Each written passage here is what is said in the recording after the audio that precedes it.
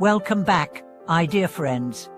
I am so grateful that you have once again chosen to spend this time with me, here on our channel, a space not just for knowledge, but for awakening. In the vast sea of digital noise, you've arrived here, not by accident, but perhaps because something within you is seeking clarity, peace, or a deeper truth. And today, we are going to dive into a question that sits at the very heart of spiritual growth, emotional maturity, and inner freedom. Why can't we be free unless we first cut off affliction? If you've ever found yourself meditating, chanting, studying spiritual texts, doing charity, or practicing mindfulness, and yet still felt consumed by anger, anxiety, jealousy, guilt, or despair, then you are not alone, and you are not failing. You're simply standing at the threshold of the real work, the work of cutting through affliction. What is affliction? It is more than just suffering.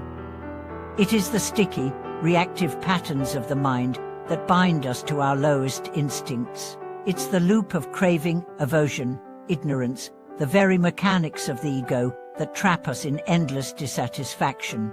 And unless we begin there, unless we see and understand and transform these patterns, then no matter how devoted our utter practices may be, we remain tethered to our inner torment. Let me take you into a story from ancient India. There was once a king wise, generous, devoted to the Dharma. Every morning, he offered prayers. Every evening, he offered food and gold to the monasticus. His kingdom flourished. His people respected him. But in his private chambers, the king carried a secret disease. He was ruled by a need to control. If a minister disagreed, he raged. If a citizen disobeyed, he punished.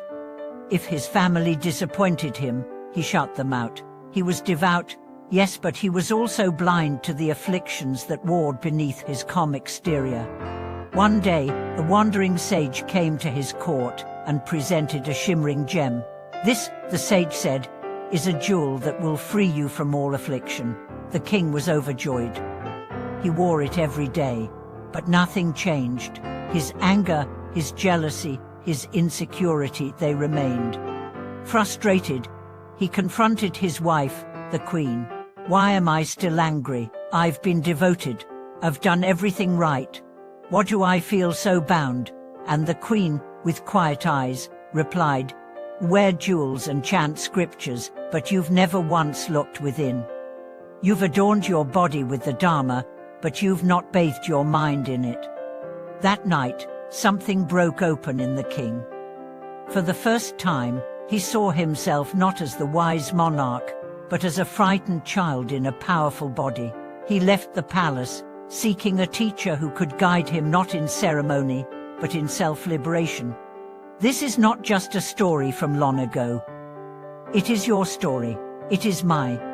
We've all at some point believed that spiritual rituals or external achievements could free us, but true liberation begins the moment we become radically honest with ourselves. We must ask what truly disturbs our peace. Is it the world, or is it our mind's reaction to the world? Let's explore what these afflictions really are. Buddhism often describes three root poisons: greed, hatred, and delusion. But these are not just abstract evils, they are the architecture of everyday life. Greed is not just about money, it is the constant wanting of more validation, more love, more certainty. Hatred is not just rage, it is the resistance we feel toward what is. Delusion is not ignorance, it is the stories we tell ourselves that keep us from seeing clearly. Have you ever chased a goal only to find emptiness upon achieving it? That is greed. Have you ever lashed out, not at a person, but at the pain they activated in you? That is hatred. Have you ever believed something so deeply, only to realize later it was a defense mechanism? That is delusion. And unless we dismantle these patterns, they shape our destiny. They color our relationships, they distort our perception. They make us prisoners of our own minds. So what does it mean to cut off affliction? It doesn't mean suppressing your feelings. It doesn't mean denying your humanity. Cutting off affliction means awakening to it, seeing it with such clarity that it loses its grip on you. It begins with awareness. Let me tell you about a woman named Leela. Leela was a lifelong practitioner. She meditated. She taught mindfulness. She led retreats. But she also struggled deeply with resentment towards her sister. They hadn't spoken in 10 years. Every time her name came up, Leela felt a tightness in her chest. One day, during a silent retreat, something shifted. Leela was sitting under a tree when she suddenly saw childhood Mema, her sister, being praised, while she stood in the shadows. And for the first time, she saw the story, not just the anger, but the hurt beneath the anger, the longing to be seen. She cried, not because she was weak, but because she had finally touched the root. That's what it means to cut affliction. Not to get rid of the symptom, but to heal the cause. And how do we continue that work? Through daily reflection. Through sitting with ourselves, not to judge, but to understand.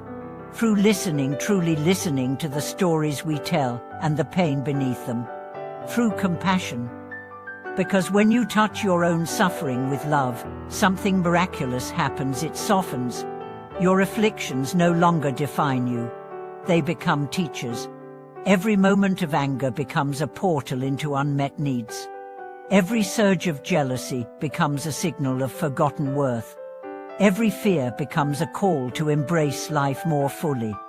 And slowly, through this process, you begin to reclaim your power.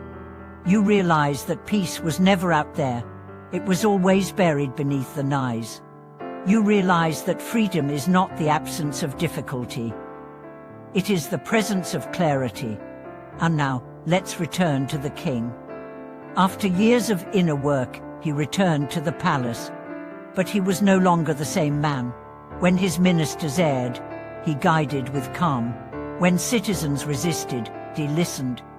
When his children struggled, he sat with them not as a ruler, but as a father. And when he died, his people did not remember him for his gold or glory. They remembered his eyes clear, kind, awake. So, ask you, beloved friend, what affliction still holds you? What emotion returns, again and again, whispering stories of pain? And can you sit with it today, not as an enemy, but as a wounded child asking for love? Because once you do, you've already taken the first step toward liberation. The first step isn't becoming someone new. It's finally seeing who you've been with eyes of truth. From there, the path unfolds not perfectly, but authentically.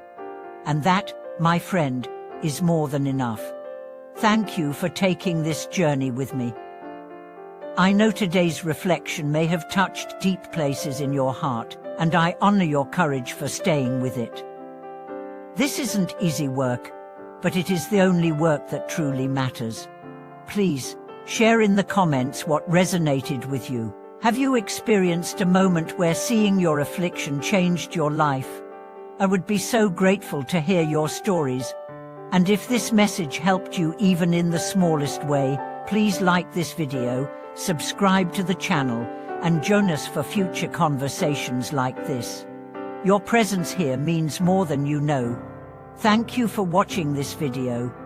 May your journey toward peace be grounded, tender, and real. Until next time, keep walking with love and light.